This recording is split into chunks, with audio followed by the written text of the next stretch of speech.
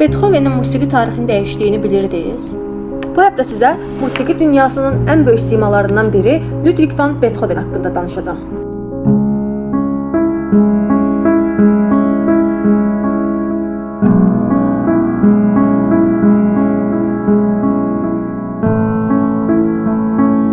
Təsəvvür edin, bir gün sevdiyiniz musiqiləri eşidə bilmirsiniz.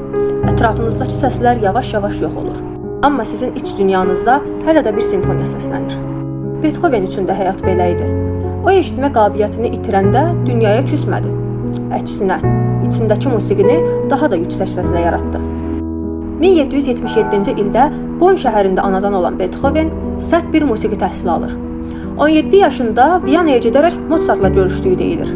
Haydnın tələbəsi olaraq klassik ənənələri öyrənsə belə, onun ruhu sərbəst idi. Onun musiqisində duyğuların coşqun dalğası var idi. Ay işığı sonatası bir göl kimi kədərli və dərin idi. Patetik sonatası isə bir qəhrəmanın ürək döyüntüləri qədər dramatik.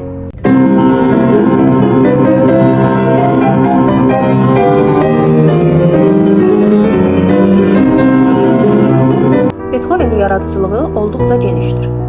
O 9 simfoniya, fortepiano üçün 32 sonata, 5 konsert, skripka üçün 1 konsert, 20-dən çox variasiyalar, 1 opera və s. yazmışdır.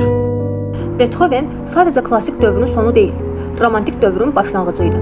O musiqini saraylardan çıxarıb insanın daxili dünyasına gətirdi. Artıq musiqi sadəcə gözəl səslər toplusu deyildi.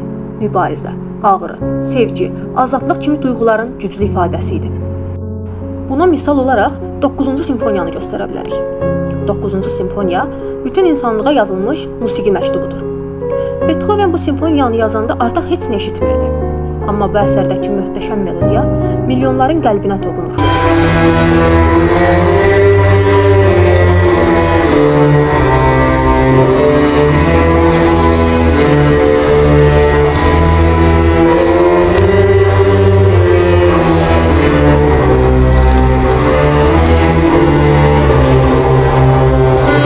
Bir vokal silsiləsi də mövcuddur. Uzaq sevgilimə doğru.